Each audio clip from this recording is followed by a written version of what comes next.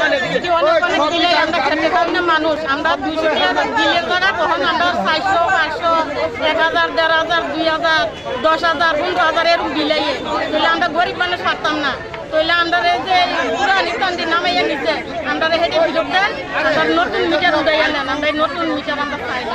কোন জায়গায় রাস্তা অবরোধ করা হয়েছে? অবরোধে বলছেন আজকে রাস্তায় বলছি কারেন্টের মিটার দিচ্ছে তারা এই মিটারে আমরা মাসে 2000 টাকা বিল আনি আমরা গরিব মানুষ আমরা এটা চালাতে পারতাম না আমরা যদি 100 টাকা করো এখন আপনারা কি চান?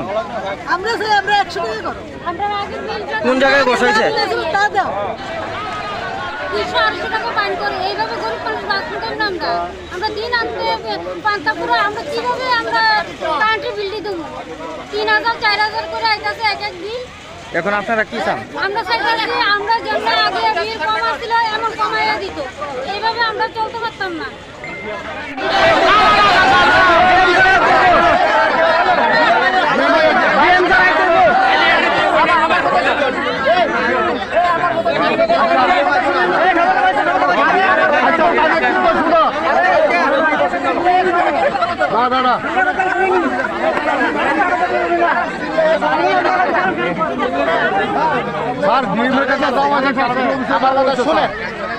সমাধান হতো না আমি গেছি না তো হ্যাঁ যদি আপনারা সমাধান না আমি তো লড়তাম না কিন্তু মানুষ অসুবিধা করেন না আমার কথা বুঝতে চেষ্টা করেন আমি লড়তাম আরে সমস্যার সমাধান ভাই শুনেন আমি একদম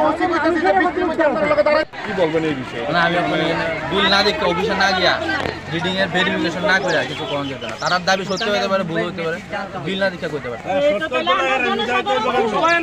কিন্তু বেশি আসার কোনো কারণ নেই মানে আগের মিটারগুলিতে আপনার ওই পাবলিক গিয়া মানে আমাদের দপ্তরের দিয়ে ঠিক করতে হতো ওরা গিয়া মানে মিটার দিক বিল করতো কিন্তু এক্ষণে এটা মানে অটোমেটিক্যালি কর্পোরেট অফিস থেকে বিল হয় মানে আমাদের মোবাইলের মতো অটোমেটিক্যালি মানে রিডিং দেয় আর এটা মানে সারা ইন্ডিয়ার সিদ্ধান্ত সবখানি পাঠানো হইতেছে এটা তো আমাদের হাতে কিছু করা না এখন দপ্তর যা সিদ্ধান্ত নিব তার উপরে আমরা কাজ করতেই পারি। কি আশ্বস্ত করলেন এখন? মানে আশ্বস্ত এখানে যার যার বিলগুলো অবজেকশন আছে ওরা প্রধান বলেছে ওদেরকে লিস্ট দিলে আমরা 15 দিনের মধ্যে এগুলো ভেরিফিকেশন করার পরে মানে এটা ফাইনাল হইব।